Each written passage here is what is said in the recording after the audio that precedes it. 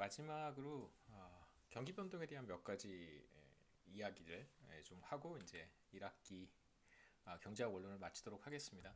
우선 이제 리얼 비즈니스 사이클 티오리에 대한 이야기를 지난 시간에 잠깐 했었는데 실물 경기 변동 이론에서 중요하게 생각하는 것은 바로 생산성 충격입니다. TFP 샥이라고 부르는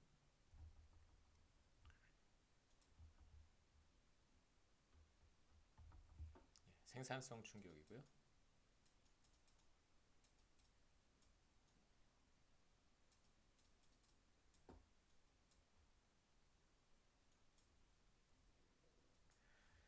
생산성 충격이 나타나게 되면 이제 우리가 앞서 봤던 생산함수가 바깥쪽으로 이동하게 되는 현상이 나타나는데 한번 보시죠. 돌아가서 생산함수에서 생산성 충격 TFP 샥이 나타나게 되면 생산함수가 이렇게 위쪽으로 이동하게 됩니다. 그러면 이제 우리가 쉽게 생각할 수 있는 것이 바로 노동의 한계 생산, 그다음에 이제 자본의 한계 생산이 증가하게 되고 노동의 한계 생산, 자본의 한계 생산이 늘어난다는 얘기는 무슨 뜻이냐면 기존에 투입하고 있던 노동시간, 기업 입장에서 기존에 투입하고 있었던 자본의 양이 있을 것이고 노동의 양이 있을 거예요. 그 수준에서 전보다 더 많이 생산할 수 있게 된다는 뜻입니다. 그러니까 노동의 한계 생산, 뭐 혹은 자본의 한계 생산이 늘어나게 되면 노동 투입량을 늘릴 인센티브가 발생하게 되고요. 마찬가지로 자본 투입량을 이제 늘릴 인센티브가 발생하게 됩니다. 이 현상을 우리가 어떻게도 이해할 수 있냐면 노동시장에서 이렇게 지금 노동시장 그림입니다.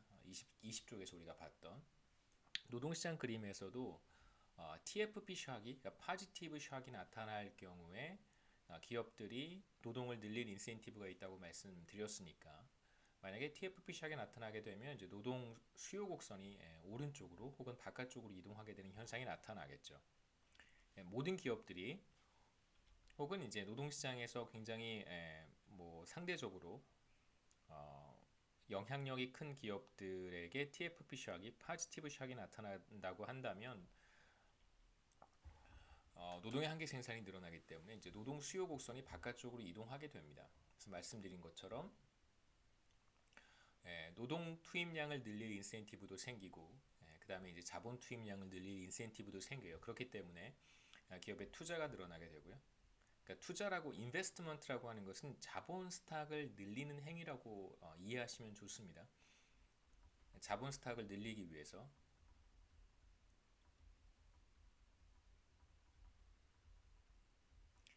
그 다음에 이제 노동에 대한 수요도 늘어나겠죠. 말씀드렸듯이 TFP 샥, 파지티브 샥이 오게 되면 노동 수요 곡선이 이제 바깥쪽으로 이동하게 됩니다. 마찬가지로 투자가 늘어나서 기업이 투입하는 자본의 양이 늘어나게 되면 TFP 샥 때문에도 노동 수요 곡선이 바깥쪽으로 이동하지만 동시에 이제 자본 스탁이 늘어나게 되면 그로 인해서 또 노동의 한계 생산이 늘어나기 때문에 노동 수요 곡선은 또 바깥쪽으로 이동하게 됩니다. 그러면 노동시장에서 우리가 예상할 수 있는 첫 번째 결과는 이렇게 공급 곡선을 생각해 볼 수 있고 노동 수요 곡선을 생각해 보죠. 노동 수요 곡선이 바깥쪽으로 이동하게 되면 이제 임금이 상승하겠죠.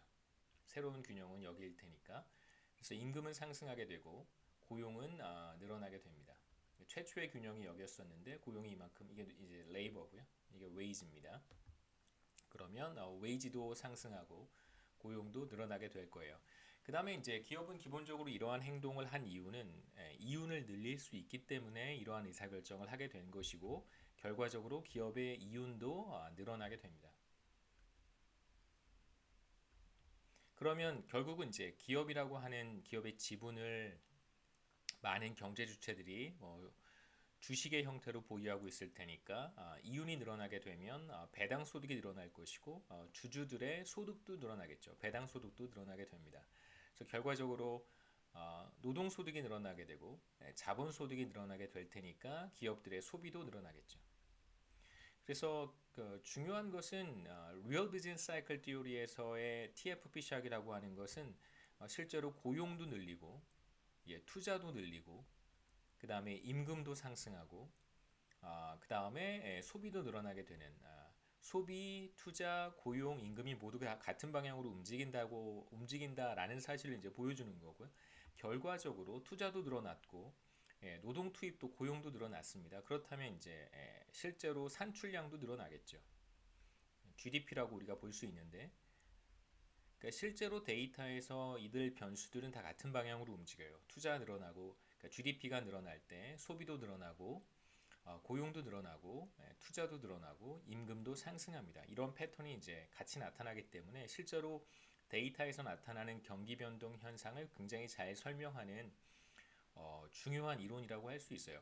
그리고 이 리얼 비즈니스 사이클 티오리가 소개되기 전까지는 이러한 그 거시경제의 현상을, 그러니까 유니파이드 프레임워크이라고 우리가 보통 부르는데, 하나의 어떤 그 일관성 있는 모형으로 설명했던 적이 거의 없습니다. 그러니까 사실상 경기 변동 이론의 어떤 그 연구 방식을 획기적으로 바꾼 이제 결정적인 사건이 바로 이 계기가 실물 경기 변동 이론이 이제 거시경제학에 소개가 된 이후겠죠. 물론 이제 긍정적인 측면도 있지만 리얼 비즈니스 사이클 티오리의 어떤 부정적인 측면도 있습니다. 왜냐하면 모든 경제 이론이 모든 현상을 다 설명할 수 있는 것은 아니기 때문에 실물 경기 변동 이론인 RBC 이론의 이제 가장 큰 문제점은 뭐냐면 실제로 나타나는 경기 변동 현상을 설명하는 주된 요인이 바로 그 TFP 샥이다라고 제가 말씀을 드렸는데,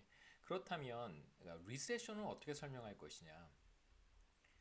그러니까 TFP 샥, 파지티브 샥이 나타났을 때 투자 늘어나고 소비 늘어나고 뭐 전반적으로 모든 관련된 주요 변수들이 늘어나는 것은 이해할 수 있는데, 그렇다면 경기 침체 기간 동안 GDP가 하락하고 소비가 줄어들고 투자가 줄어들고 고용이 감소하는 이러한 일련의 그 경기 침체 과정에서 나타나는 현상들은 어떻게 설명할 수 있는가? 그것도 TFP 샥인가?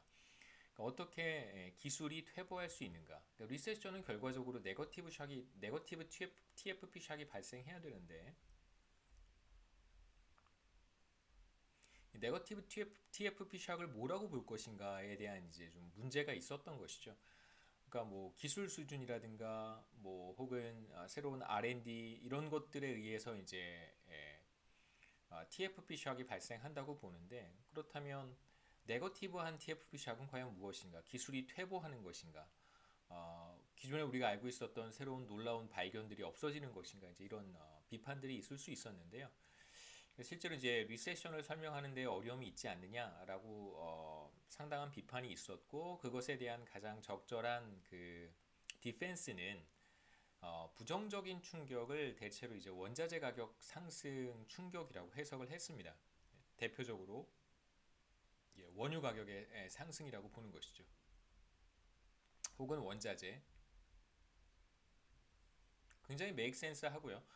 실제로 그 네거티브 TFP 샥과 원자재 가격, 원유 가격의 상승과는 매우 비슷한 그 연관성을 갖습니다. 실제로 네거티브 TFP 샥이 발생하는 경우를 보면 대체로 그 시기에 이제 원유 가격이 상승했다는 걸 이제 확인했었고요. 우리가 확인한 건 아니고 이 사람들이 이제 확인을 했고, 대체로 이제 비슷한 방향으로 움직입니다.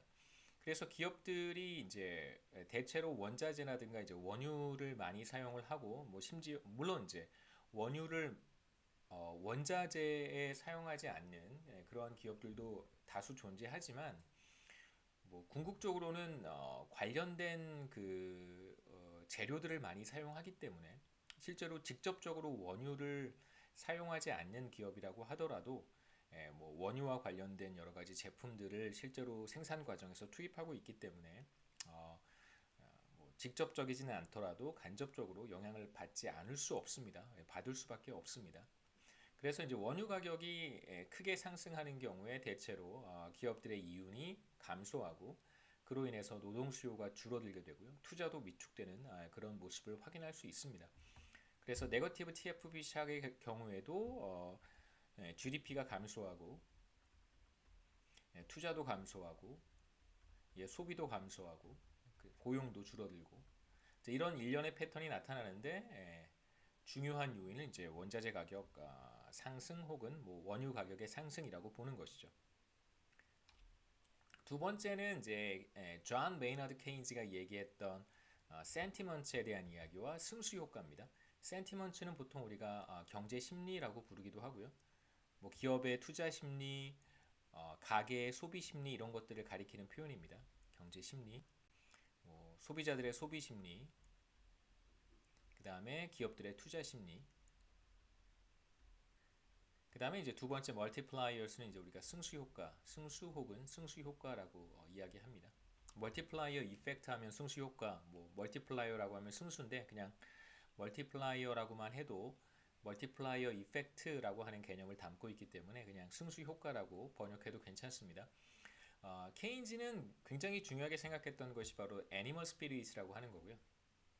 이거 이제 기업들이 언제 투자할 것인가, 지금이 투자의 적기인가, 투자를 할 것인가 말 것인가에 영향을 주는 것은 미래에 대한 여러 가지 요인들을 예상하고 그로부터 어떤 의사결정, 투자와 관련된 의사결정을 도출하는 건데 그러한 의사결정이 굉장히 합리적이라기보다는 어떤 충동에 이끌린다, 충동의 영향을 받는다 이렇게 봤습니다. 충동적이라고 하는 것이죠. 그러니까 미래에 대한 예상이 반드시 이제 수반될 것이고 뭐 구체적으로 어떻게 투자에 대한 의사결정을 만들어가는지는 잘 알 수는 없겠지만 어떤 그 동물적 감각 이런 거에 이제 영향을 받는다고 보는 것이죠. 여기서 이제 뭐 psychological factor들 같은 것들이죠. 앞으로 경제 상황이 어떻게 될 것인지 어떤 직관, 느낌, 뭐 이런 것들에 영향을 받는다고 이제 봤었습니다. 그러니까 실제로 그런가 뭐 이 그 애니멀 스피릿에 대해서 중요하게 생각하는 사람도 있고 뭐 그렇지 않은 사람도 물론 있습니다. 합리적인 의사결정을 더 중요하게 생각하는 거시경제학자들은 이제 애니멀 스피릿을 그렇게 크게 생각하지는 않고요. 반대로 그 지속적으로 나타나는 여러 가지 충격들이 있을 텐데 우리가 이제 데이터를 이렇게 분석했을 때 뭔가 이렇게 체계적인 방식으로 나타나는 것이 아니라 예를 들면 이제 뭐 우리가 방정식을 이렇게 쓴다고 하면 y는 뭐 ax 플러스 b라고 하는 1차 방정식을 우리가 생각해 볼 수 있잖아요. 이건 뭐 절편이 b고 기울기가 a인 하나의 어떤 관계식인데 그래서 x의 값이 변하면 체계적으로 y의 값이 ax 플러스 b와 같은 방향으로 변한다는 걸 이제 우리가 알고 있어요. 예를 들면 이런 거겠죠. y, x. 그래서 어떤 합리성이라고 한다면 x의 값이 변할 때 y의 값이 이렇게 변한다라고 하는 어떤 이런 일종의 관계식이고 여기에 어떤 발생 가능한 충격들이 있을 수 있습니다. 충격이라고 하면 뭐 A의 기울기에 나타나는 충격이 있을 수도 있고 혹은 뭐 절편에 나타나는 변화일 수도 있을 텐데 뭐 절편에 어떤 충격이 나타나서 변한다면 뭐 위쪽으로 아래쪽으로 이렇게 이동할 수 있을 거고요. 그 다음에 뭐 절편에 어떤 변화가 나타난다면 더 가팔라진다든가 더 완만해진다든가 이런 변화가 나타날 거예요. 근데 이제 이런 것들이 굉장히 체계적으로 시스터매틱한 방식으로 나타난다고 보는 건데 대체로 이제 경제학은 그렇게 우리가 접근을 합니다만 이제 애니멀 스피릿이라고 하는 것은 여기에 어떤 충격의 요소들을 더 크게 보는 거라고 생각할 수 있겠죠. 그래서 뭐 이게 충격을 하나 더하면 이제 절편이 뭐 그때그때 변하는 것일 테니까 그림에서 보면 간단하게 예를 들어서 그림에서 본다면 이렇게 절편이 크게 위로 이동할 수도 있고 아래쪽으로 크게 이동할 수도 있고 이런 형태의 이제 의사결정 문제를 생각해 볼 수 있겠죠. 그래서 케인즈의 입장에서는 이러한 애니멀 스피릿과 같은 요인들이 굉장히 중요하다고 봤습니다. 경제 심리, 뭐 예를 들면 소비 심리라든가 투자 심리 같은 것들이 미래의 경제 활동이 어떻게 될 것인가, 기업들이 맞닥뜨리고 있는 직면하고 있는 불확실성이 앞으로 어떻게 해소될 것인가, 아니면 불확실성이 더 가중될 것인가, 이러한 변화들, 그 다음에 뭐 애니멀 스피릿의 변화 이런 것들 때문에 이제 투자가 크게 반응할 수 있다고 봤고요. 이런 요인들로 인해서 소비와 투자가 크게 반응할 수 있다고 봤습니다. 그러니까 물론 그 이후에 케인즈의 이런 애니멀 스피릿에 대한 이야기가 대체로 뭐 틀리진 않습니다만 뭐 저는 이제 케인지안 매크로를 하는 사람이 아니어서 애니멀 스피릿과 관련된 요소들이 이제 많이 들어가 있는 것은 맞는데요. 그러니까 얼마만큼인가 실제로 투자가 크게 이제 변한단 말이에요. 비교적 다른 경제 지표와 비교했을 때 그 변동성이 굉장히 심해요. 소비가 뭐 예를 들어서 2% 감소했을 때 투자는 뭐 한 8%, 9%씩 감소하고 그러거든요. 그러니까 훨씬 더 그 이 변동 폭이 매그니튜드가 훨씬 더 큰 게 이제 투자의 특징입니다. 그런데 실제로 아까 말씀드렸듯이 실물 경기 변동 이론과 같이 TFP 샥을 가지고도 충분히 투자의 변동성을 설명할 수 있어요. 그렇기 때문에 리얼 비즈니스 사이클 티오리 관점에서 보면 실제로 나타나는 투자의 엄청난 변동성을 대부분 다 설명할 수 있습니다. 그렇기 때문에 어떤 측면에서 보면 케인즈가 얘기했던 애니멀 스피릿 혹은 센티먼트의 어떤 룸은 약간 그러니까 센티먼트나 애니멀 스피릿이 설명할 수 있는 그 공간 여지는 별로 사실 없다고 볼 수도 있겠죠. 그러니까 리얼 비즈니스 사이클 티오리가 100% 맞다면 물론 그렇지 않습니다만 케인즈의 센티먼트라든가 혹은 심리, 경제 심리, 애니멀 스피릿에 대한 어떤 룸은 많이 남아 있지 않게 돼요. 근데 하지만 리얼 비즈니스 사이클 티오리가 100% 맞는 이론이 또 아니기 때문에 그 다음에 센티먼트에 대한 여지는 분명히 존재하기 때문에 근데 처음에 케인즈가 얘기했던 그 다음에 초기 케인지언 매크로 이코노미스트들이 봤던 센티먼트의 중요성은 지금 와서는 뭐 그렇게 당시 이제 생각했던 것만큼 그렇게 그 중요한 요소라고 생각하지는 않습니다. 물론 센티먼트나 애니멀 스피릿의 요소가 없는 건 아니지만 당시에 사람들이 생각했던 것만큼 그렇게 이제 엄청난 임팩트를 주는 것이다라고 생각하지는 않습니다. 뭐 제가 케인지안 매크로 하는 사람이 아니어서 약간 좀 부정적인 뉘앙스로 말씀을 드리는 면도 없지 않아 있는데 조금 이렇게 디스카운트해서 들으셨으면 좋겠어요. 제가 너무 어느 한쪽을 이렇게 막 조금 과대 포장하면 그건 좀 이렇게 포장을 조금 이렇게 뜯어내시면 될 것 같고 제가 어떤 이론을 조금 디스카운트를 많이 하면 그건 조금 더 부풀리셔도 괜찮을 것 같아요. 예를 하나 생각해 보겠습니다. 삼성에서 앞으로 경제 전망을 굉장히 좋지 않게 보고 있습니다. 비관적입니다.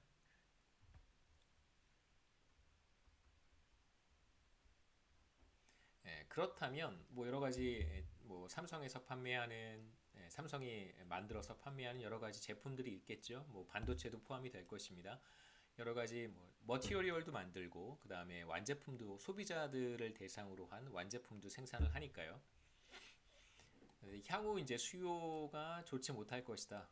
패서미스틱한 전망을 가지고 있습니다. 그렇다면 삼성은 어떤 의사결정을 할 것인가? 당연히 엔지니어들 채용을 전처럼 엔지니어들을 채용하지는 않을 것이고요. 뭐 매년 예를 들어서 몇천 명, 5천 명씩 엔지니어를 채용을 했다면 뭐 규모를 조금 줄이겠죠. 채용 규모를 줄이고 그 다음에 이제 사무직 직원들 근로자들의 채용 규모도 계속해서 축소할 거예요. 최근 들어서 여러분 잘 아시겠지만 뭐다 들어보셨겠지만 뭐 1학년 학생들이 대부분이어서 아직 크게 관심은 없겠습니다만 지금 같은 이제 팬데믹 리세션 상황에서는 기업들이 거의 모든 기업들이 채용 규모를 축소했습니다. 채용을 하지 않거나 2020년 하반기, 2021년 상반기에 채용을 하지 않거나 채용 규모를 이제 크게 줄인 걸 여러분 미디어를 통해서 확인해 보실 수 있고요. 그러면 이제 당연히 생산에 투입되는 여러 가지 뭐 파트라든가 혹은 뭐 원재료들, 재료들에 대한 주문도 줄이겠죠. 생산량을 줄이려고 할 테니까.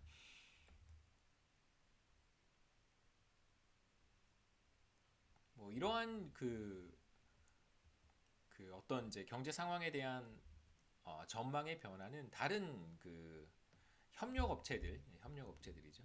협력업체들과 경제 관계에도 상당한 영향을 미치게 됩니다. 그래서 협력업체들이 뭐 1차 협력업체, 2차 협력업체 이렇게 많이 있죠. 그렇죠? 삼성과 거래를 하는 이런 이제 협력업체들로부터의 이제 주문량이 감소하게 될 거예요. 뭐 어떤 뭐 중간 제품들, 중간 과정에 있는 제품들에 대한 구입을 삼성에서 할 텐데 이 협력업체들에 대한 이제 주문량이 크게 감소할 거라고 우리가 생각해 볼 수 있습니다.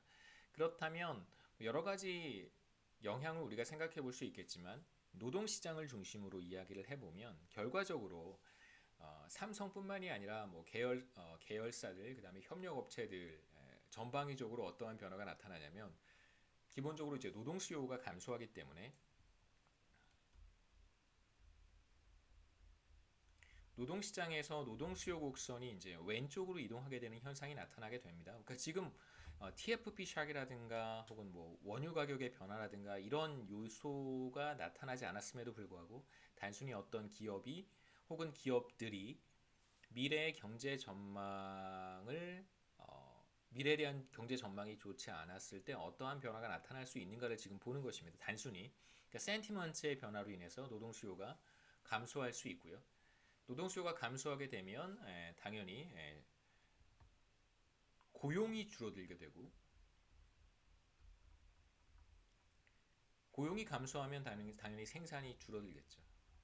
그래서 GDP가 감소하게 되고 고용이 줄어들게 되는 그러한 비슷한 결과 앞서 리얼 비즈니스 사이클 티오리에서 얘기했던 실제로 충격이 발생하지 않고 미래의 경제에 대한 어떤 비관적 전망이 팽배했을 때에도 우리가 비슷한 결과를 도출할 수 있습니다. 그러니까 과연 이제 이게 얼마만큼의 비중을 차지하는가? 그러니까 실제로 분석하는 것은 그렇게 쉽지는 않습니다. 센티먼트의 임팩트가 얼마만큼인가를 실제로 뽑아내는 건 그게 쉽지 않아요. 그래서 그 지나치게 센티먼트를 중요하게 생각하는 것도 사실상 문제가 될 수 있다고 생각하는 것이 제 개인적인 견해이기도 합니다. 왜냐하면 리세션이 발생을 했는데 그게 얼마만큼 그 센티먼트의 변화인가를 실제로 거시경제학자들이 뽑아내는 건 제가 봤을 때 불가능해요. 그렇기 때문에 그 센티먼트를 객관적으로 그 임팩트를 측정할 수 없다면 그걸 그렇게 많이 신뢰하는 것은 좀 위험할 수 있습니다. 특히 이제 경제 정책을 하는 사람들이 그래서 보시면 고용의 감소, 생산의 감소가 1차적으로 나타날 텐데 우선 고용이 감소하게 되면 일자리를 잃은 사람들을 중심으로 해서 소득이 감소했을 테니까 소비가 줄어들겠죠. 그 다음에 지금 미래에 대한 전망이 좋지 못하기 때문에 기업들은 투자를 줄일 거예요. I가 투자고요. C가 컨섬션입니다. 가계 소비, 가계 부문의 소비고 I가 투자예요. 그래서 생산량 당연히 줄어들게 되고 소비 감소하게 되고 이제 투자가 감소하는 같은 방향으로의 변화가 나타난다는 것을 우리가 확인할 수 있습니다.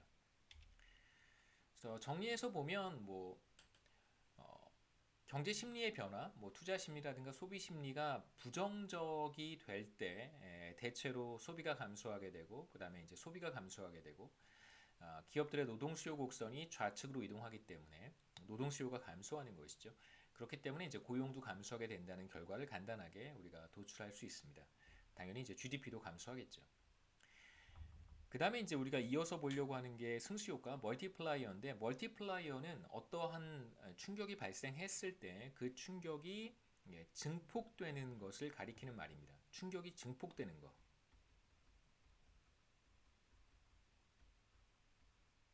증폭되는 현상 혹은 그 과정 혹은 또는 그 과정을 그냥 다 멀티플라이어라고 이야기를 해요. 그러니까 멀티플라이어가 나타나는 경로는 이제 크게 몇 가지가 있긴 있어요. 경제학자들이 보통 이렇게 이야기할 때 여기에서 이제 그 뭐 구체적인 메커니즘까지 보고 싶지는 않고 어떤 경로를 통해서 나타나는지 그냥 간단하게 직관적으로만 설명을 드릴 텐데 우선 삼성이 미래에 대한 경제 전망이 좋지 않을 때 삼성만 그렇지는 않겠죠. 대다수의 이제 제조업 한국의 다수의 이제 규모가 비교적 큰 기업들이 대체로 부정적인 경제 전망을 갖게 된다면 관련된 분야에 있는 협력 업체들도 비슷한 전망을 하게 될 거라고 생각할 수 있고 이제 모든 기업들이 비슷한 행동을 하게 될 것입니다. 노동 수요 줄어들게 되고 그렇게 되면 가계 부문에서의 소득이 감소하게 되고 그럼 다시 소비가 감소하게 될 거예요. 거기까지 보통 이야기를 우리가 했고요. 여기서 이제 고용 감소, 소득이 감소하게 되고 가계 부문의 소득이 감소하게 되고 그 다음에 소비가 줄어들게 되겠죠. 이제 소비가 감소하게 되면 뭐 대부분의 기업들이 영향을 받을 텐데 기업의 이제 이윤에 영향을 미치게 됩니다. 기업들의 이윤, 생산 이런 부분에 영향을 미치겠죠. 그러면 당연히 기업은 다시 고용을 늘리지 못하게 되는 상황에 빠지게 되고 그럼 다시 가계 부문의 소득이 감소하고 소득의 감소는 다시 소비의 감소로 이어지고 그럼 다시 기업 측면에서의 생산의 감소, 이윤의 감소가 나타날 거예요. 그럼 다시 고용이 줄어들게 되는 이렇게 해서 계속해서 어떤 루프에 빠지게 되고 결국은 이제 어떤 균형점에 도달하게 되긴 할 텐데 그 결과 최초의 충격으로 인해서 나타났던 1차적인 결과가 바로 이거였었습니다. 제가 처음에 이야기했던 게 바로 이 과정까지였었죠. 예. 어떤 센티먼트의 변화가 나타나게 되면 이제 고용이 감소하고 가계 부문의 소득이 줄어서 소비가 감소하는 것이 이제 보통 1단계라고 이야기를 합니다. 그러니까 first stage에서 나타나는 현상 여기까지 이제 보통 이야기를 하는데 승수 효과라고 하면 이 1단계를 넘어서서 이제 계속해서 루프에 빠지는 거죠. 그래서 승수 효과라고 하면 이게 계속해서 돌아가는 거예요. 그래서 어디선가 이렇게 어느 한 점에 수렴하게 될 텐데 그 결과 나타나는 고용의 감소, 그러니까 총 효과라고 할 수 있겠죠. 궁극적으로 나타나게 되는 이제 고용의 감소분, 그 다음에 이제 소득의 감소, 최종 소득의 감소, 소비의 감소 이런 것들은 이제 1단계에서 나타났던 것보다 조금 더 클 거라고 우리가 예상할 수 있습니다. 그래서 최초에 나타났던 1단계 효과와 비교했을 때 1단계 이 효과와 비교했을 때 궁극적으로 승수 효과의 결과 나타나는 고용의 감소와 소득의 감소와 소비의 감소가 더 크다고 볼 수 있겠죠. 부등호입니다. 이쪽이 더 크다는 뜻이고요. 1단계보다. 그래서 이걸 이제 우리가 승수 효과라고 이야기를 해요. 그 다음에 이제 관련해서 그 케인지언 매크로에서 등장하는 또 다른 개념은 뭐냐면 self-fulfilling prophecy라고 하는 건데요. 자기 실현적 예언이라고 번역합니다. 그러니까 뭐라고 얘기를 하면 뭐 예를 들면 이제 예전에 이제 그런 얘기를 가끔 듣기도 했었어요. 뭔가 이렇게 부정적인 이야기를 하면 주변에 어른들이 뭐 부모님이라든가 혹은 이제 친척들이 그 부정적인 어떤 이야기를 하면 그게 실제로 이루어질 수도 있으니까 뭐 부정적인 이야기, 부정적인 생각을 하지 말고 긍정적인 이야기, 긍정적인 생각을 해라. 뭐 이런 이야기를 들어본 적이 있는데 매우 비슷한 그 관련이 되는 이야기라고 할 수 있어요. 물론 이제 여기에서는 그냥 우리가 뭐 일상적으로 뭐 부정적인 얘기하면 정말 이루어질 수 있으니까 그런 생각, 그런 이야기는 하지 말자. 그런 의미가 아니라 실제로 사람들이 뭔가가 실현될 것이라고 생각을 하면 그런 방향으로 행동을 하기 때문에 여기에서는 이제 self fulfilling purpose에는 사람들의 행동이 수반이 됩니다. 그러니까 물론 이제 제가 지금 말씀드렸던 간단한 일상생활에서 우리가 부정적인 생각, 부정적인 뭐 이야기 이런 것들은 결과적으로 이제 우리의 행동에 영향을 미칠 수도 있기 때문에 그런 걸 하지 말자, 뭐 그런 걸 가급적 피하자 이런 이야기를 할 수는 있겠지만 실제로 이제 self-fulfilling prophecy에는 사람들의 행동이 수반된다는 거예요. 가장 중요한 차이입니다. 그러니까 예를 들어서 부동산 가격이 주택 시장에서 부동산 시장에서 계속해서 가격이 상승하고 있습니다.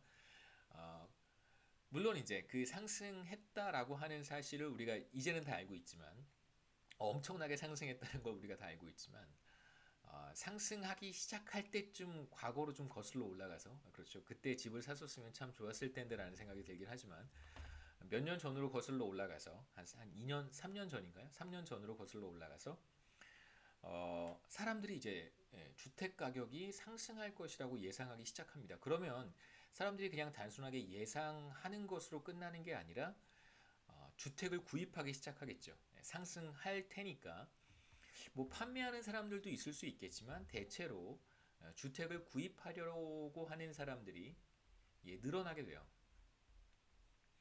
그러면 실제로 주택 시장에 참여하지 않던 사람들이 예를 들면 뭐 전세로 뭐 살고 있거나 혹은 이제 주택 구입을 조금씩 뭐 이렇게 미루고 있는 사람들이라든가 뭐 여러 가지 우리가 경우를 생각해 볼 수 있겠죠. 주택 시장에 바이어로 들어가지 않던 사람들이 주택 시장에 이제 구매자로 들어가는 경우에 주택 가격이 이제 상승할 수 있습니다. 물론 이제 주택의 공급이 일정하다고 가정을 했을 때요. 실제로 주택 공급량에 있어서 큰 문제가 사실 있었기 때문에 뭐 지적하지 않을 수는 없죠. 주택 공급량을 일정하다고 가정을 하겠습니다. 주택 공급 곡선이고요. 그 다음에 이제 주택 수요는 비싸면 비쌀수록 사람들이 잘 안 살려고 할 테니까 당연히 이렇게 우하향하게 그리면 되겠죠. 셀프 풀필링 프로퍼스라고 하는 게 뭐냐면 주택 가격이 상승할 것 같아요. 그럼 사람들이 주택 시장에 들어가서 주택을 구입하기 시작합니다. 그러니까 전에는 주택 시장에 바이어로 들어가지 않았던 사람들이 이제 바이어로 들어가게 되면 그러면 당연히 주택 시장에서 수요 곡선이 오른쪽으로 이동하겠죠. 그러니까 이건 결과적으로 사람들이 어떠한 믿음을 갖고 그 믿음에 부합하는 방식으로 행동을 했기 때문에 나타나는 현상이에요. 그러면 실제로 주택 가격이 이렇게 상승하게 됩니다. 가격이죠, 그렇죠? 그러니까 이게 바로 self fulfilling purpose라고 할 수 있어요. 그러니까 경제 주체들이 많은 사람들이 이건 이제 지금 반대 상황입니다. 비관적인 전망을 갖고 있는 경우에 앞으로 한국 경제가 좋아지지 못할 것이다, 나빠질 것이다 라고 하는 비관적인 전망을 갖게 되면 그거와 컨시스턴트한 방식으로 행동을 하게 될 거예요. 지금 제가 부동산 시장에서 가격이 상승할 때 사람들이 어떻게 행동하는가 말씀드렸던 것처럼 경제 전망이 나쁘다면, 좋지 못하다면 사람들은 그거에 부합하는 방식으로 이제 행동을 바꿀 것이고 실제로 그러한 행동의 결과 많은 사람들이 그렇게 행동할 테니까 행동의 결과 나타나게 되는 그 결과는 처음에 사람들이 부정적으로 전망했던 그 미래가 그대로 실현이 되는 것이다 라고 얘기할 수 있습니다. make sense 하죠. 예, 뭐 상당히 설득력이 있습니다. 그래서 뭐 중요한 건 그냥 믿음으로 끝나는 것이 아니라 사람들의 행동이 자신의 믿음과 예상과 컨시스턴트한 방식으로 이제 나타나야 된다는 거예요.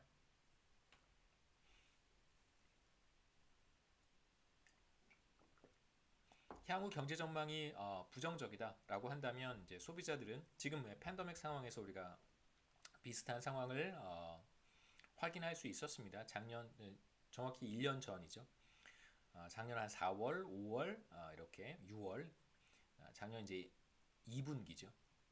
세컨 쿼터에 어떤 일이 있었냐면 이제 소비자들이 앞으로 경제 상황이 굉장히 나빠질 것이다. 그러니까 거래에 있어서 어떤 그 위험, 예, 그 예, 이제 팬데믹 상황에서의 여러 가지 경제적 거래에 있어서의 위험을 굉장히 크게 생각을 했던 것 같고 그래서 이제 재화나 서비스에 대한 구매가 크게 감소를 했었습니다. 그러면서 이제 기업이 타격을 입었고요. 기업이 이제 고용을 늘리지 못하든가 혹은 이제 자본 투자를 하지 못하게 되는 그런 현상이 나타났습니다. 그리고 이어서 뭐 다수의 기업들이 이제 고용을 조정한다든가 기존에 채용하고 있던 근로자들을 해고한다든가 혹은 이제 뭐 신규 채용 규모를 축소한다든가 아니면 아예 신규 채용을 하지 않는다든가 이러한 이제 의사결정을 사실 하게 된 것이죠.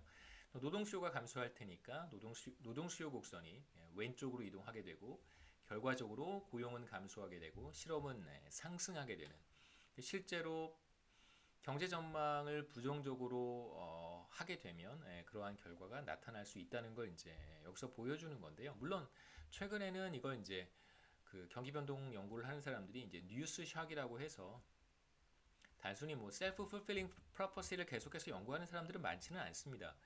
그 비교적 오래된 개념이고요. 그 다음에 이제 현대 거시경제학 그 스타일이 또 있어요. 그 트렌드가 있기 때문에 유행이 있습니다.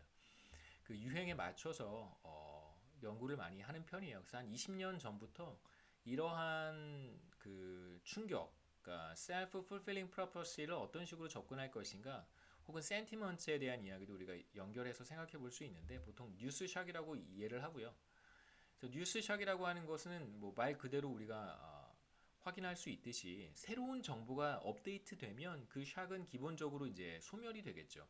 부정적인 인식이 팽배했는데 뭔가 이 부정적인 인식을 뒤바꿀 수 있을 만한 어떤 새로운 정보가 시장에 유입이 되고 사람들이 인지하게 된다면 기존에 있었던 그 충격들은 사실상 소멸될 거예요. 하지만 문제는 뭐냐면 그 어떤 부정적인 전망, 부정적인 뉴스에 따라서 자신의 행동을 바꿨기 때문에 처음에 바꿨기 때문에 이제 경제에 미치는 효과가 즉각적으로 없어지진 않겠죠. 그래서 기본적으로 뉴스라고 하는 것은 뭐 잘못된 정보라고 하더라도 사람들의 행동에 영향을 미칠 수 있기 때문에 실물 경제에도 영향을 미치게 되는 것입니다. 물론 이제 이렇게 영향을 미친 다음에 기존에 들어왔던 뉴스가 업데이트 되면 사람들의 행동이 다시 바뀌긴 하겠지만 이미 행동의 결과, 뭐 소비에 대한 의사결정, 투자에 대한 의사결정을 이미 한 거잖아요. 경제 주체들이. 그렇기 때문에 실물 경제에 영향을 미치게 됩니다. 그 다음에 이제 케인즈가 중요하게 생각했던 것은 바로 총수요인데요. aggregate demand. 자, 이건 총수요는 뭐냐면 앞서 돌아가 보면 제가 식을 하나, 이퀘이션을 하나 써놨는데 이게 바로 총수요입니다. CIG, 이건 이제 뭐 대외 부문이니까 대외 부문은 우리가 어떻게 관리하기가 어렵잖아요. 환율이라든가 이런 걸 통해서만 뭐 영향을 미칠 수 있기 때문에 대체로 이제 내수죠. 내수. 우리가 보통 소비, 투자, 정부 지출, 이게 바로 물론 이제 순수출까지 포함해서 총수요를 구성하는 컴포넌트인데 대체로 이제 CIG만 생각을 하겠습니다. 내수. 기업이 생산하는 재화와 서비스에 대한 굿즈 앤 서비스에 대한 경제 전체의 수요라고 우리가 이야기를 하고요. 이 총수요에 따라서 기업들이 고용을 늘리기도 하고 줄이기도 합니다. 가계의 소비, 가계 부분의 소비, 그 다음에 투자, 정부 지출 이런 것들을 포함하는 것이니까요. 기업들의 투자와 관련한 의사결정, 그 다음에 고용과 관련한 의사결정에 이제 영향을 미치는 것이 바로 총수요라고 할 수 있습니다. 그래서 케인즈는 Great Depression이죠. 대공황 과정에서 이제 총수요가 늘어나지 못하는 문제를 지적을 했습니다. 이거 Extended Recession이에요. Extended. N이 빠졌습니다. 경기 침체가 계속해서 지속이 되는 과정에서 이제 뭐 다시 얘기하면 디프레션이죠. 대공황 과정에서 사실 총수요가 회복되지 못하는 것을 문제로 지적을 했습니다. 그래서 총수요 회복을 위해서는 C가 늘어난다든가 민간 부분의 소비, I가 늘어난다든가 기업의 투자, G가 늘어난다든가 정부 지출인데 실제로 이제 경기 침체가 장기화되면 사실 이제 가계 부문의 소득도 크게 줄어들어서 소비가 늘어날 여력도 없고 경제 전망이 앞으로도 계속해서 불투명할 것이기 때문에 기업들이 투자를 늘리는 경우도 별로 없습니다. 그렇다면 이런 디프레션을 벗어날 수 있는 좋은 정책이라고 제안할 수 있는 것이 바로 총수요를 확대하기 위해서 정부가 정부 지출을 늘리는 정책을 추진해 볼 수 있겠죠. 그래서 이런 이제 총수요가 회복되지 않는 상황에서는 이제 정부의 역할이 중요하다고 강조를 했고 총수요를 확대하는 총수요 확대 정책이라고 보통 우리가 이야기합니다.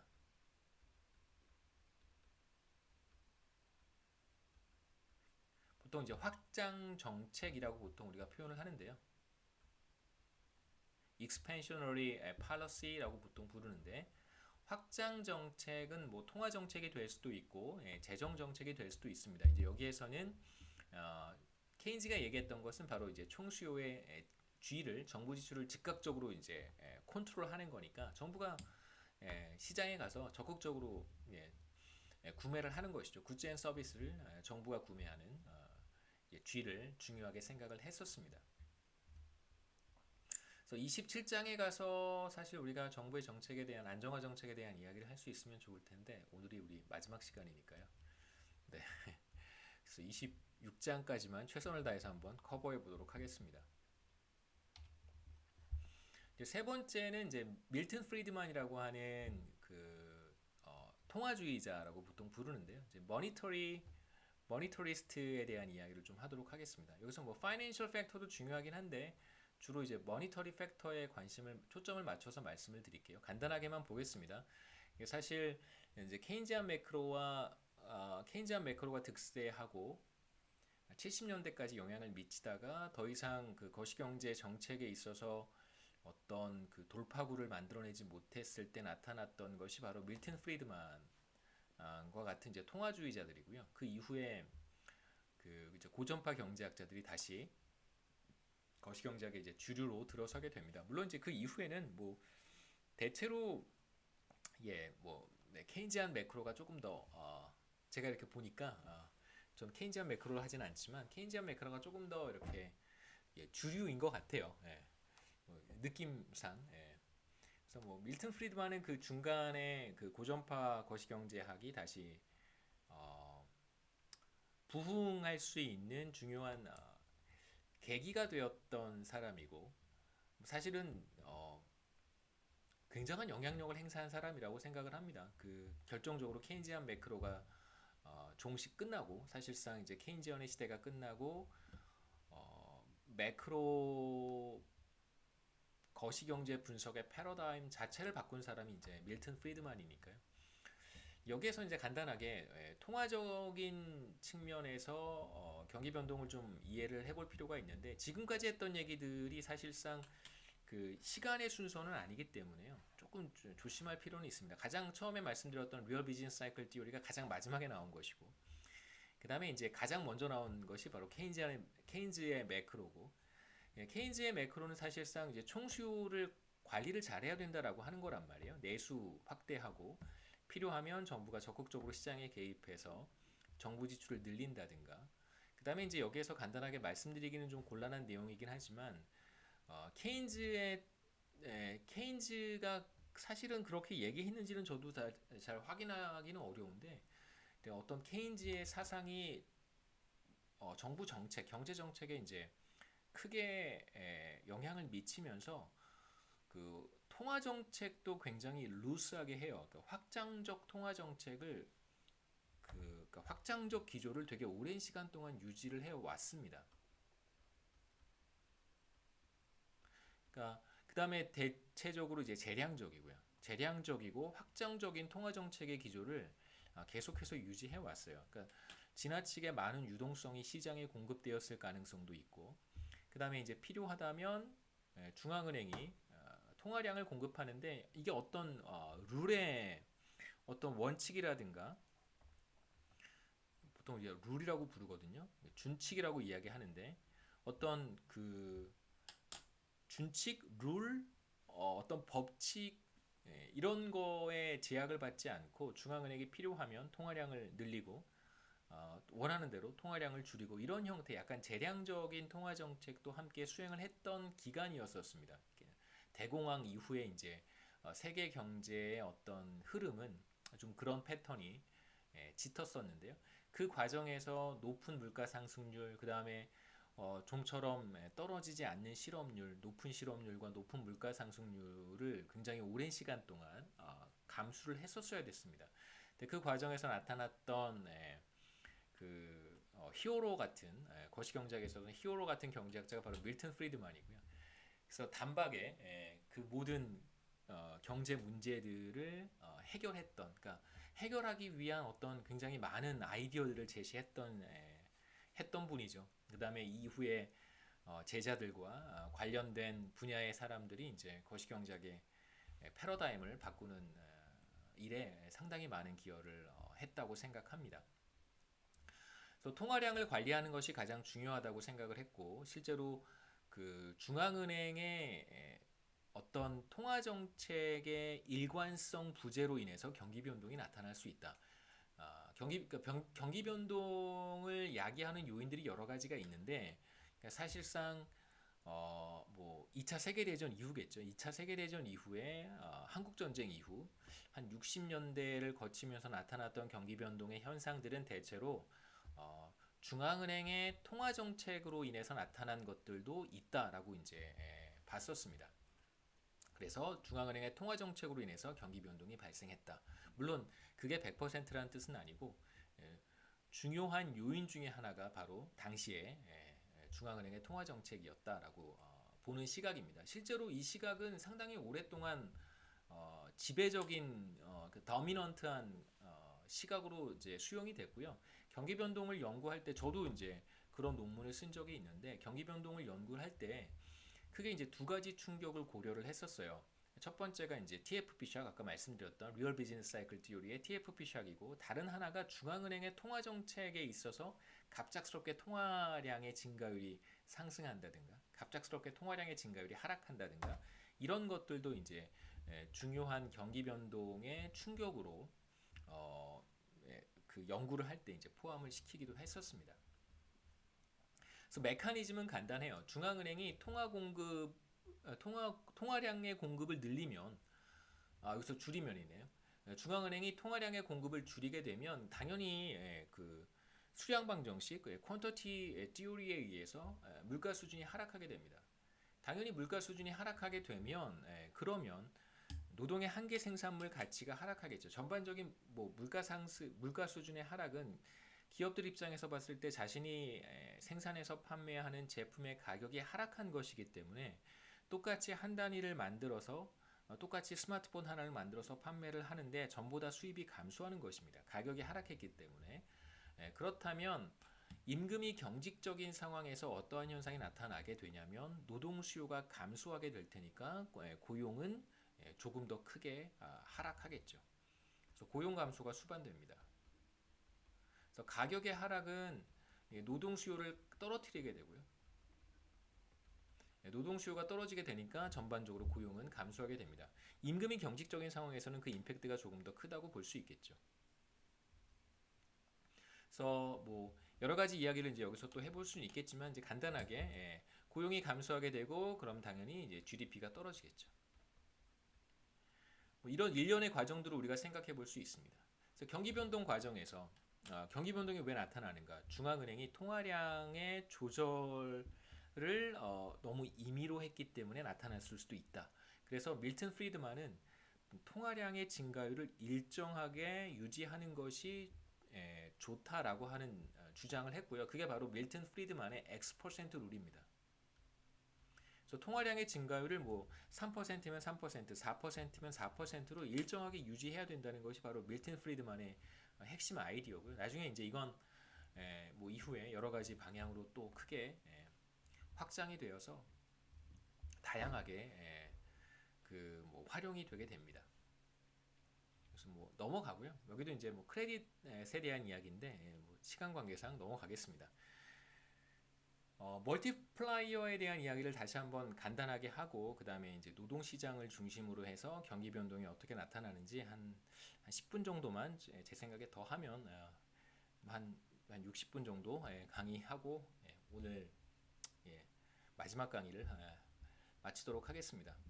뭐 제 생각에는 시간을 내서 이 동영상을 보실 텐데 뭐 우리 시험 범위도 아니고 또 6월 15일이죠. 월요일에 강의를 제가 업로드를 하니까 아마 관심 있는 학생들 위주로 보실 것 같은데 마지막 이제 멀티플라이어와 경기 변동, 이코노믹 플럭추에이션스는 경기 변동입니다. 비즈니스 사이클 둘의 관계인데 말씀드렸듯이 1단계에서는 어떠한 충격이 나타났을 때 뭐 이렇게 한번 출발해 보죠.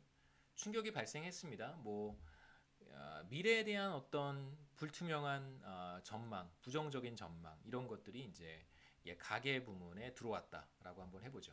가계 부문이 미래에 대해서 어떤 비관적인 부정적인 전망을 하기 시작했어요. 그러면 이제 소비를 줄일 거예요. 소비가 감소하게 되면 뭐 여러분 우리 팬데믹 리세션 생각해 보시면 되겠죠. 그러면 이제 기업들의 수입이 줄어들게 되고 그러면 이제 고용을 줄이게 되겠죠. 고용이 감소합니다. 그럼 이제 고용이 감소하게 되면 당연히 어떤 기업들은 더 큰 충격을 받은 기업들은 레이오프를 할 수도 있고 그 다음에 뭐 그만큼 큰 충격을 받지 않은 기업들이라고 하더라도 고용 뭐 채용 계획을 뭐 수립하지 않거나 혹은 이제 기존에 채용하려고 했던 사람들보다 더 적게 채용하거나 그런 의사결정을 할 수 있겠죠. 그렇게 되면 결과적으로 다시 가계 부문의 소득이 감소하게 됩니다. 그래서 이런 이제 일련의 흐름을 우리가 한번 생각해 볼 수 있는데 멀티플라이어는 아까 말씀드렸던 것처럼 이렇게 1단계 효과로 끝나는 것이 아니라 이게 다시 한번 도는 거예요. 가계 부문의 소득이 감소하니까 다시 소비가 줄어들게 되고 소비가 줄어들면 이제 기업 부문에 부정적인 영향을 미쳐서 고용이 감소하게 되고 고용의 감소는 가계 부문의 소득의 감소로 연결돼서 다시 소비가 감소하는 계속 빙글빙글 돌다가 이제 어느 한 점으로 수렴해 갈 텐데 그 결과 나타나는 것이 바로 최초의 퍼스트 스테이지 충격 퍼스트 스테이지 결과보다는 더 큰 결과가 초래가 될 거예요. 그 다음에 상대적인 크기가 퍼스트 스테이지와 최종적인 결과를 비교했을 때 당연히 최종적인 결과가 더 클 텐데 그 상대적 크기를 우리가 보통 멀티플라이어 이펙트, 승수 효과라고 이야기를 합니다. 그래서 간단하게 노동시장을 중심으로 우리가 그림을 생각해 보면 뭐 부정적인 전망이든 아니면 실제로 TFP 샥이 왔든 팬데믹 리세션이 시작이 됐든 사회적 거리두기 그 다음에 뭐 일부 국가에서는 락다운도 시행이 됐었습니다. 여러 가지 이제 변화가 들어오는 것이죠. TFP 샥이라고 볼 수도 있고, 혹은 사회적 거리두기 이런 것들에 대한 충격이라고 볼 수도 있습니다. 경제적 거래가 비교적 어려워지는 그런 상황이라고 볼 수 있겠죠. 그러면서 이제 서비스 부문에 종사하는 기업들이 1차적으로 굉장히 큰 충격을 입게 되고 서비스 부문에서의 고용이 크게 감소하게 될 거예요. 우선 팬데믹 리세션이 시작되기 직전의 균형이 여기였다고 한번 해보겠습니다. 완전 고용 수준이죠, 그렇죠? 더 이상 여기에서 노동 수요가 늘어난다고 해서 더 이상 고용이 늘어나지는 않습니다. 완전 고용 수준이었었는데 팬데믹 리세션으로 인해서 1차적으로 이렇게 노동 수요 곡선이 이렇게 이동을 했습니다. 여기에서 사실 끝나면 승수 효과가 없는 건데 이제 승수 효과가 작동하겠죠. 어떤 식으로 작동하게 되냐면 사회적 거리두기라든가 혹은 락다운이라든가 이런 이제 충격으로 인해서 소비자들은 소비가 줄어들 것이고요. 소비가 줄어들게 되면 아까 말씀드렸던 것처럼 기업들이 1차적으로 충격을 받게 됩니다. 그럼 고용을 줄일 거예요. 특히나 뭐 유럽이라든가 미국에서의 서비스 섹터의 고용이 정말 크게 감소했습니다. 그러면서 가계 부문의 소득이 줄어들 테니까 일자리를 잃은 사람들의 소득이 크게 감소할 테니까 다시 그 사람들의 소비가 줄어들게 되고 그 사람들의 소비가 줄어들게 되니까 다른 기업들이 또 영향을 받게 됩니다. 그런 식으로 이제 멀티플라이어 이펙트가 들어오게 되면 노동 수요는 더 많이 감소하겠죠. 그래서 멀티플라이어를 우리가 고려하지 않았을 때는 2번 균형으로 가겠지만 멀티플라이어를 생각하게 되면 이제 3번 균형으로 가겠죠. 그래서 이제 거시경제가 바닥을 찍는다. 트로프에 들어갈 거예요. 여기가 바로 저점이겠죠. 그래서 고용은 충격 이전의 이 수준에서 크게 감소하게 될 거예요. 여기서 이제 우리는 임금이 경직적이라고 가정을 하고 있습니다. 그래서 임금이 경직적이어서 이제 고용 감소의 정도가 더 크다고 이야기할 수 있겠죠. 그래서 뭐 뱅글뱅글 도는 걸 이제 멀티플라이어 이펙트라고 생각할 수 있는데 이제 몇 가지 충격의 크기를 더 증폭시키는 이제 앰플리파이하는 몇 가지 사건들을 앞서 그림에서는 좀 누락을 했고요, 빠뜨렸고 여기에서 이제 그런 사건들을 우리가 더 추가할 수 있습니다. 글로벌 금융 위기로 거슬러 올라가 보면 글로벌 금융 위기에는 혹은 이제 한국의 IMF 경제 위기에는 어떤 충격도 있었냐면요. 뭐 최초의 충격이 들어왔습니다. 뭐 부정적인 외환 위기, 한국 같은 경우에 이제 외환 위기 충격이죠, 그렇죠? 기업의 이제 부실, 은행권의 부실이 그 시발점이었었는데요. 그러면서 어떤 일이 벌어지게 되냐면 자산 가치가 크게 폭락했고요. 그 다음에 주택담보대출을 상환하지 못하는 사람들이 늘어나기 시작했습니다. 그래서 뭐 대출을 상환하지 못해서 디폴트를 하는 경우죠. 신용불량, 가계 신용불량 사태가 크게 늘어났고요. 뱅크럽시 같은 개념입니다. 그러면서 이제 기업들도 부도가 나기 시작했고, 기업 부도. 그 다음에 은행 부문의 부실이 연결이 되는데, 은행 우리가 이제 뱅크가 어떤 일을 하는지에서 봤던 것처럼 은행은 기본적으로 단기로 빌려서 가게나 기업에 장기로 빌려준단 말이에요. 그런데 이제 기업에게 투자 자금을 대출해주고 가계 부문의 주택 구입 관련된 이제 론을 만들었는데 가게도 뱅크럽트가 되고 기업도 뱅크럽트가 되면 사실 이제 금융기관들은 은행들은 부실 채권만 떠안게 되는 거예요. 은행의 이제 예금자들에게 예금을 상환해주지 못하는 사태가 벌어지겠죠. 그러니까 이런 일련의 사태들이 충격의 크기를 더욱더 증폭시킬 수 있습니다. 그러니까 만일 팬데믹 리세션이든 아니면 뭐 기본적으로 소비의 어떤 여러 가지 부정적인 충격이 나타났을 때 기업의 투자도 마찬가지입니다. 나타나서 기업의 이윤이 감소하게 되고 수입이 감소하게 되고 노동 수요가 감소했습니다. 그래서 이제 여러 가지 충격이 나타날 텐데 그 충격이 계속 이렇게 돌아가면서 말씀드렸듯이 부동산 가격 하락하고 주택담보대출 상환하지 못하는 가구가 늘어나게 되고 기업의 부도가 증가하기 시작하면서 이 충격의 크기는 점점 증폭될 수 있겠죠. 앰플리파이 될 수 있습니다.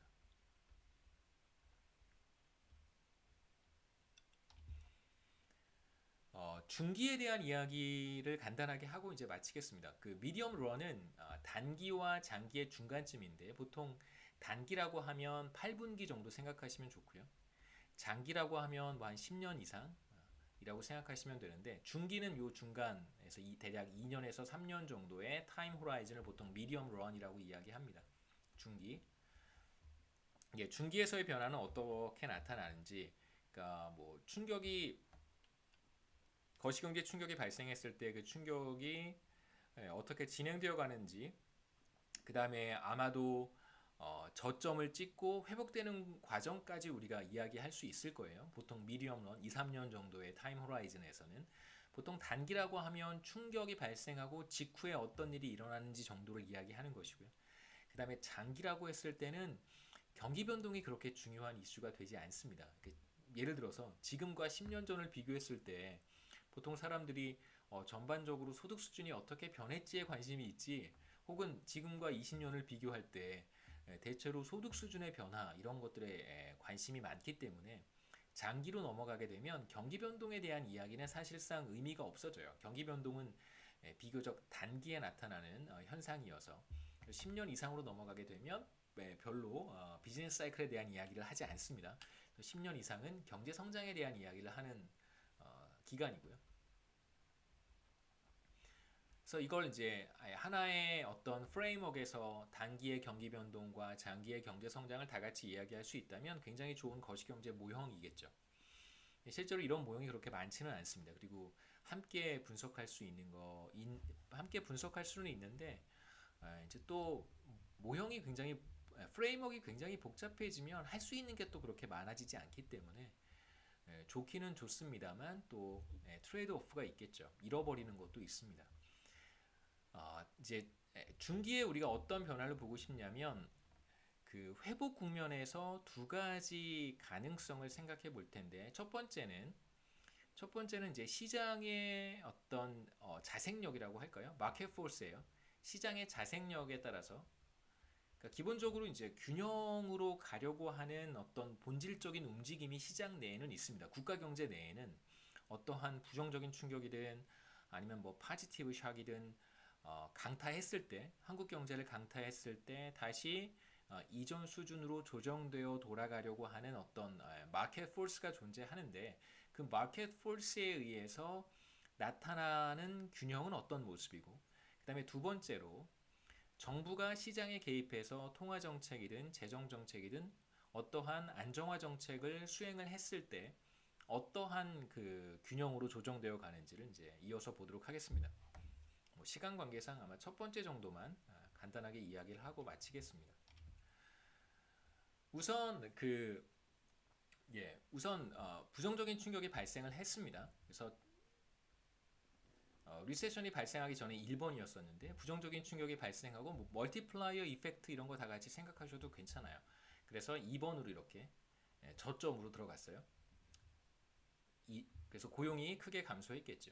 그 다음에 이제 정부가 시장에 개입하지 않는다고 하더라도 시간이 흘러가게 되면 이제 노동 수요가 부분적으로 회복이 되는 상황을 우리가 확인할 수 있습니다.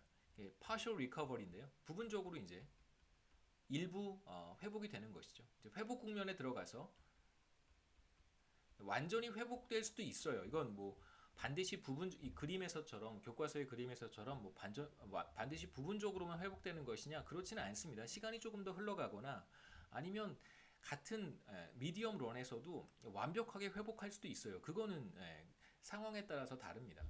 여기에서는 이제 부분적인 회복이라고 우리가 가정하고 있는 거고요. 그러니까 어떻게 partial recovery가 가능할까? 대체로 이제 저점을 찍게 되면 기업들이 더 이상 생산을 늘리지 않고 기존에 그 구비해 두었던 재고를 소진하는 의사결정을 하게 됩니다.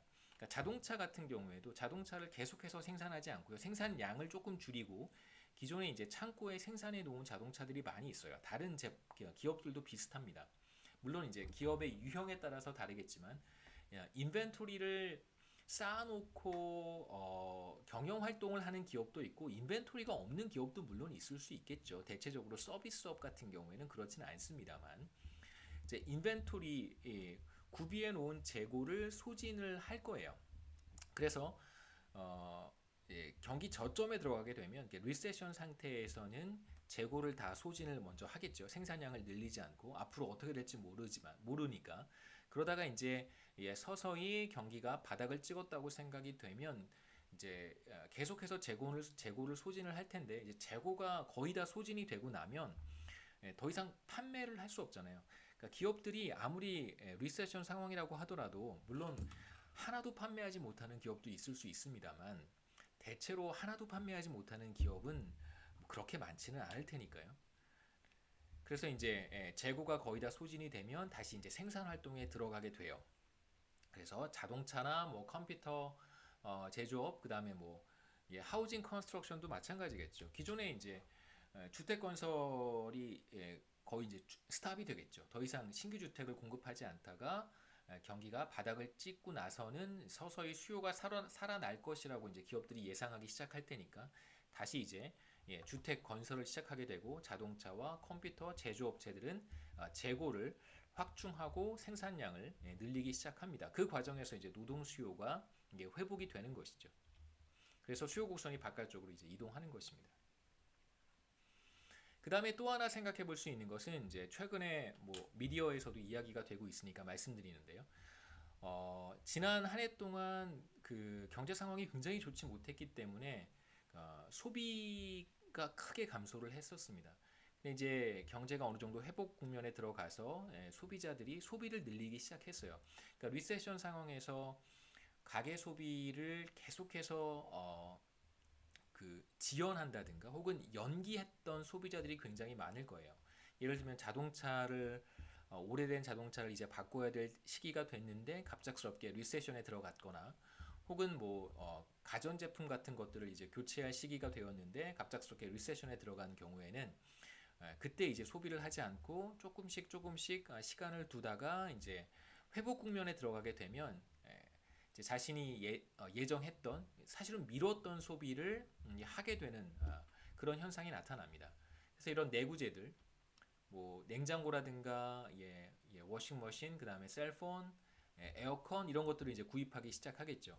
근데 지금은 조금 뭐 팬데믹 상황이어서 그렇긴 합니다만, 뭐 휴가를 가는 사람들도 있을 것이고요. 리세션 상황에서는 이제 휴가도 연기할 수 있겠죠. 여름 휴가라든가 혹은 뭐 겨울에 뭐 따뜻한 곳으로 놀러 간다든가 이런 것들을 이제 미루었던 사람들이 이제 회복 국면으로 들어가게 되면 서서히 소비가 살아나기 시작합니다. 그렇게 되면 당연히 기업들이 생산량을 늘려야 될 테니까 노동 수요가 늘어나겠죠. 그 다음에 이제 세 번째는 일종의 이제 리얼로케이션 혹은 뭐 리스트럭처링이라고 불러도 괜찮은데요. 구조조정. 그러니까 아까도 말씀드렸듯이 결과적으로 거의 재고를 소진하거나 뭐 그런 거와 관련 없이 거의 뭐 판매하지 못하는, 그래서 기업 자체가 이제 시장에서 퇴출되는 경우도 있습니다. 리세션 상황에서는요. 폐업하는 경우도 굉장히 많고요. 셧다운하는 기업들도 있을 텐데, 이제 그러한 경우 그 기업에서 일을 했던 사람들이 상당히 이제 오랫동안 어려움을 겪기는 하겠지만, 그래도 그 사람들 중에서 능력이 있거나 혹은 이제 재취업이 용이한 사람들은 다른 기업으로 이렇게 이동을 할 거예요. 그런데 리세션 상황에서 채용을 할 수 있는 기업들은 대체로 굉장히 생산성이 높은 기업이라고 생각할 수 있습니다. 리세션임에도 불구하고 채용을 늘릴 테니까. 그러면 우리가 리세션 상황에서 어떤 걸 생각해 볼 수 있냐면, 생산성이 상대적으로 낮은 기업들에서 리소스가 빠져나와서 생산성이 상대적으로 높은 기업들에게 그 리소스가 들어간다고 볼 수 있겠죠. 대표적으로 뭐 노동과 자본이 그렇다고 할 수 있습니다. 특히 휴먼 캐피탈, 그러니까 교육 수준이 높은 혹은 스킬을 보유하고 있는 숙련도가 높은 워커들이 생산성이 낮은 기업으로부터 생산성이 높은 기업으로 이동해 갈 것이고, 그렇게 되면 전반적으로 생산성이 높아질 수 있고, 리얼로케이션이 발생한 이후에 생산성이 높은 기업들은 채용을 더 늘릴 수도 있습니다. 그렇기 때문에 리세션의 저점을 찍은 다음에 회복 국면에서 노동 수요가 왜 회복될 수 있는가? 바로 리얼로케이션 때문에 그렇다라고 얘기할 수 있습니다. 그래서 이번 학기는 여기까지 하면 좋을 것 같고요. 마치진 못했지만 좀 죄송스럽게 생각하고 한 학기 동안 경제학 원론 수강하시느라 고생 많으셨고, 다음 학기에 뭐 또 볼 수 있으면 뵐 수 있으면 뵙도록 하겠습니다. 한 학기 동안 수고 많으셨습니다.